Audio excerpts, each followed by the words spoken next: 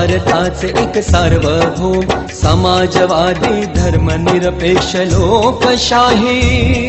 गणराज्य घडवण्याचा व त्याच्या सर्व नागरिकास सामाजिक आर्थिक व राजनैतिक न्याय विचार अभिव्यक्ती विश्वास श्रद्धा व उपासना यांचे स्वातंत्र्य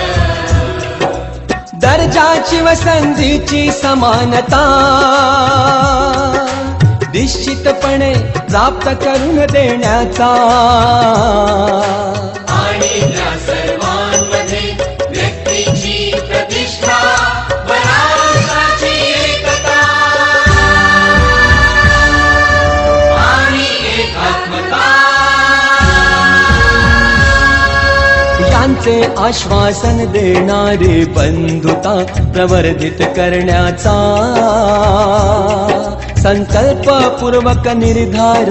करून आमच्या संविधान